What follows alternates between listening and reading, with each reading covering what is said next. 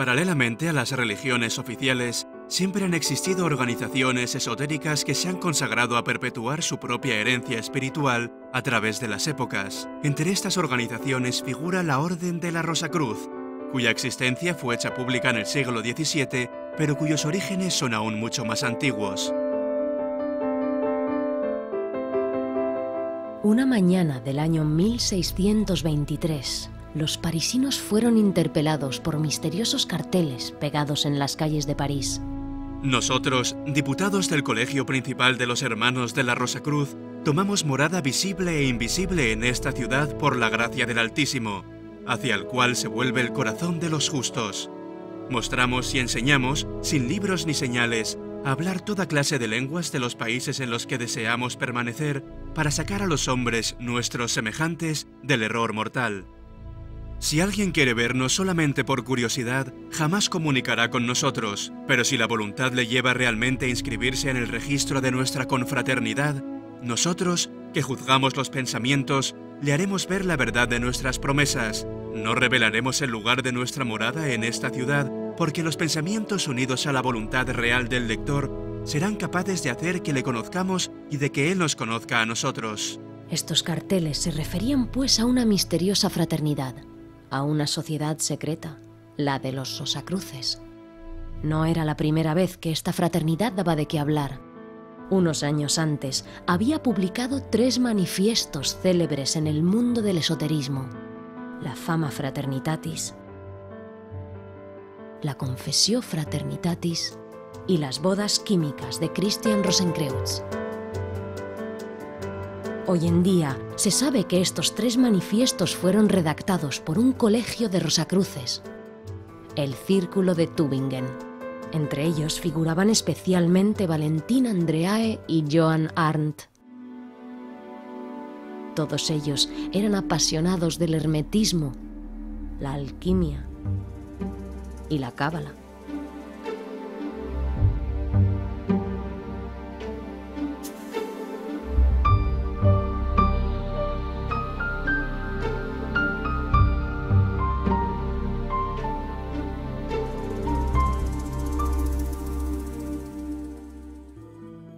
Publicada en 1614, la Fama Fraternitatis se dirige a los responsables políticos y religiosos, así como a los científicos de la época, aunque estableciendo una constatación más bien negativa de la situación general en Europa, revela la existencia de la Orden de la Rosacruz a través de la historia alegórica de Christian Rosenkreutz, desde el periplo que le llevó a recorrer el mundo antes de fundar la Fraternidad Rosacruz hasta el descubrimiento de su tumba.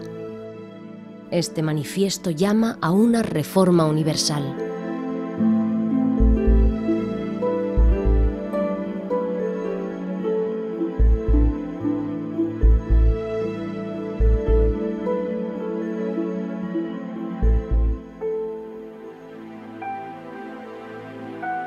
La Confessio Fraternitatis fue publicada en 1615.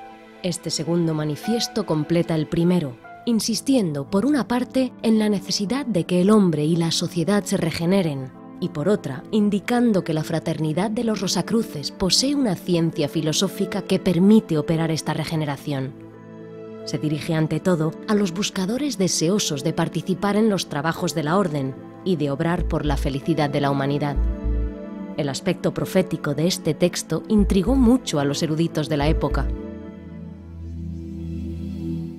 Publicada en 1616, Las bodas químicas de Christian Rosenkreutz, en un estilo bastante diferente de los 2 primeros manifiestos, relata un periplo iniciático que representa la búsqueda de la iluminación. Este periplo de 7 días se desarrolla en gran parte en un misterioso castillo, donde deben celebrarse las bodas de un rey y una reina. En términos simbólicos, las bodas químicas relatan el recorrido espiritual que conduce a todo iniciado a realizar la unión entre su alma, la esposa, y Dios, el esposo. Como han puesto de relieve historiadores, pensadores y filósofos, la publicación de los 3 manifiestos rosacruces no fue ni anodina ni inoportuna. Se produjo en una época en la que Europa atravesaba una crisis existencial muy importante, Estaba dividida políticamente y se desgarraba en conflictos de intereses económicos. Las guerras de religión sembraban la desgracia y la desolación en las familias. La ciencia alcanzaba un gran desarrollo y adoptaba una orientación materialista. Las condiciones de vida eran miserables para la mayoría de la gente. Solo una élite sabía leer y escribir. Los Rosacruces salían pues de su silencio para hacer un llamamiento hacia el humanismo y la espiritualidad. Para resumir el ideal que animaba a los Rosacruces del siglo XVII, se puede citar a Comenius, considerado hoy en día como el padre espiritual de la UNESCO. Queremos que todos los seres humanos, en su conjunto o individualmente, jóvenes o viejos, ricos o pobres, nobles o plebeyos, hombres o mujeres, pueden instruirse plenamente y convertirse en seres completos. Queremos que se instruyan y formen perfectamente, no solo en tal o cual punto, sino igualmente en todo lo que permite al hombre realizar íntegramente su esencia. Aprender a conocer la verdad, a no ser engañado con falsos pretextos, a amar el bien y a no ser seducido por el mal, a hacer lo que se debe hacer y a guardarse lo que hay que evitar, a hablar sabiamente de todo con todo el mundo. Por último, a tratar siempre las cosas, a los hombres y a Dios, con prudencia y no a la ligera, y a no apartarse jamás de su meta, la felicidad. Si bien es un hecho que los orígenes históricos de la Rosacruz se sitúan en el siglo XVII, su herencia tradicional parece mucho más antigua. Algunos historiadores del esoterismo lo hacen remontar al antiguo Egipto, a la época de Amenhotep IV, más conocido bajo el nombre de Akenatón, que fue el primero en instaurar el monoteísmo en Egipto. Como lo confirman la mayoría de los egiptólogos, existían en esta época escuelas de misterios, es decir, escuelas en las cuales se estudiaban los misterios del universo, de la naturaleza y del hombre mismo. Este estudio dio origen a una gnosis, un conocimiento secreto que se habría perpetuado a través de los siglos.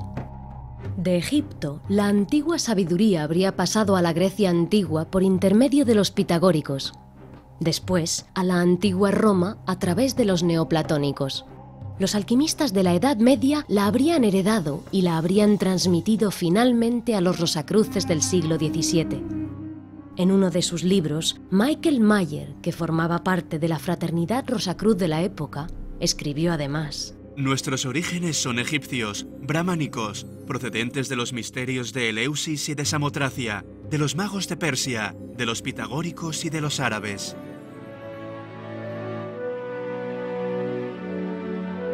Pero la antigua herencia no quedó paralizada en el siglo XVII. Se perpetuó en los siglos siguientes y dio origen a varios movimientos rosacruces. En el siglo XVIII, el más importante fue conocido bajo el nombre de Orden de la Rosacruz de Oro del Antiguo Sistema, que contó con miembros ilustres, entre ellos el príncipe Federico Guillermo y el duque Ferdinand de Brunswick, a los que se debe la publicación del libro Símbolos secretos de los Rosacruces de los siglos XVI y XVII. Este movimiento Rosacruz se interesaba sobre todo en la alquimia y en el hermetismo.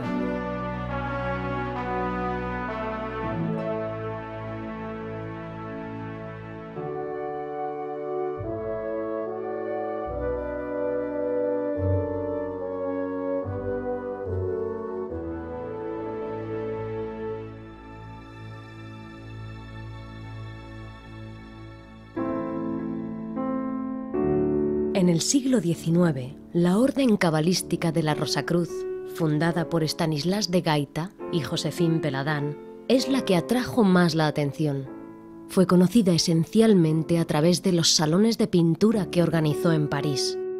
Pintores simbolistas tan célebres como Ferdinand Knopf, Émile Bernard, amigo de Toulouse-Lautrec y de Gauguin, Georges Defebvre, Jean Delville, Charles Filigier y Eugène Grasset presentaron sus obras durante estos salones. Según las palabras de Péladan, la meta de esta orden Rosacruz era restaurar en todo su esplendor el culto al ideal, con la tradición como base y la belleza como medio. Señalemos que el músico Erik Satie fue Rosacruz. y compuso en esta época la Sonnerie de la Rose-Croix. Desde comienzos del siglo XX, la antigua y mística Orden de la Rosacruz es la que constituye el movimiento Rosacruz más importante, abierta a hombres y mujeres de cualquier nacionalidad, de cualquier religión y de cualquier clase social. La AMORC transmite una enseñanza que desarrolla a lo largo de 12 grados y que desde 1909 se presenta en forma escrita. Paralelamente, los miembros que lo desean pueden reunirse en las logias para realizar trabajos colectivos fundados en la tradición oral de la orden, como se hacía en los siglos pasados. Es igualmente en estas logias cuya decoración se inspira la mayoría de las veces en el antiguo Egipto, donde se puede recibir las iniciaciones a los diferentes grados. ¿De qué trata la enseñanza Rosacruz? Si se hace caso a la literatura esotérica, cubre un campo muy amplio e integra los grandes temas de la tradición, entre ellos el origen del universo, el tiempo y el espacio, las leyes de la materia, de la vida y de la conciencia, los fenómenos psíquicos, la naturaleza de los sueños, las funciones y los atributos del alma, los misterios de la muerte, de la vida después de la muerte y de la reencarnación, el simbolismo tradicional, la ciencia de los números y otros temas místicos. Los Rosacruces se interesan igualmente por los vínculos ontológicos existentes entre el hombre, la naturaleza y Dios, que asimilan a la inteligencia absoluta, de la que emanó toda la creación en el comienzo de los tiempos.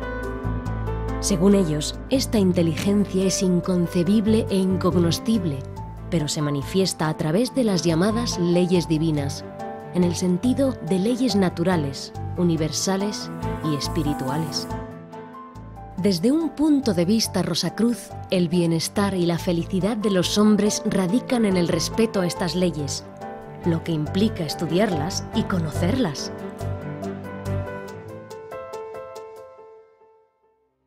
Paralelamente a la enseñanza que le es propia, la Orden de la Rosacruz preconiza una filosofía fundada en la alquimia espiritual. Esta no consiste en transformar los metales viles en oro, como lo hacían los alquimistas de antaño, sino en transmutar los defectos de la naturaleza humana en sus cualidades opuestas: el orgullo en humildad, el egoísmo en generosidad, la intolerancia en benevolencia, etc. Como aplicación de este principio, los Rosacruces trabajan en su perfeccionamiento y se esfuerzan por ser mejores en su comportamiento. De aquí el simbolismo tradicional del caballero Rosacruz. De manera general piensan que si existe el mal en la tierra, es porque los hombres se complacen en sus debilidades y no aspiran suficientemente al bien. El humanismo Rosacruz consiste pues en mejorar el mundo, mejorándose a sí mismo. Preocupados por la marcha del mundo y deseosos de contribuir a su evolución, la AMORC publicó en marzo de 2001 un cuarto manifiesto: La Positio Fraternitatis Rosae Crucis. Mientras que los tres manifiestos aparecidos en el siglo XVII se dirigían más bien a la élite intelectual, este está destinado a un público más amplio. De manera general, constata la situación de la humanidad, situación que los Rosacruces consideran muy preocupante.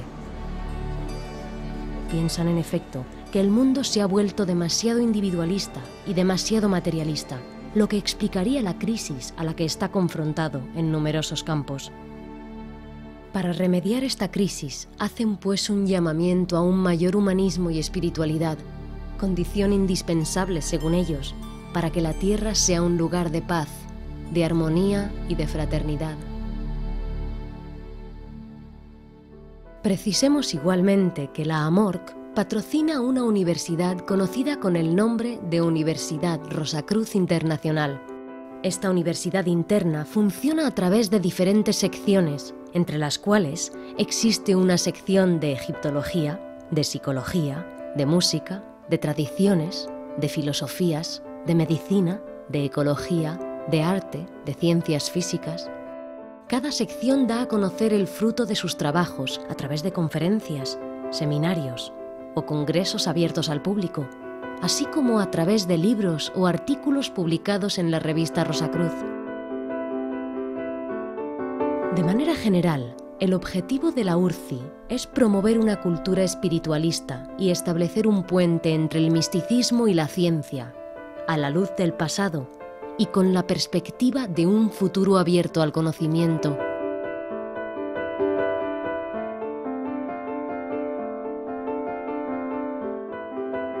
¿Quién, pues, ha unido la rosa a la cruz? Escribió Goethe.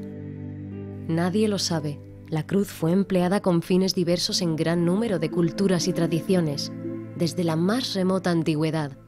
En cuanto a la rosa, desde siempre es el símbolo universal de la belleza, la pureza y el amor. Para los rosacruces, estos dos símbolos unidos tienen un significado muy particular. La cruz simboliza el cuerpo físico del hombre, y la rosa en su centro, su alma en vías de evolución. La Rosacruz no es pues un símbolo religioso, representa la dualidad del ser humano y el hecho de que éste evoluciona de vida en vida hacia la perfección, hasta alcanzar un estado de sabiduría. Según la tradición Rosacruz, quien quiera que realice este estado ya no tiene obligación de volver a encarnar. Plenamente abierta, la rosa de su alma ya no tiene necesidad de la cruz para perfeccionarse. Desde ese momento permanece con total conciencia en la inmensidad divina. Este podría ser quizás el sentido de esta misteriosa fórmula: ad rosam per crucem, ad crucem per rosam.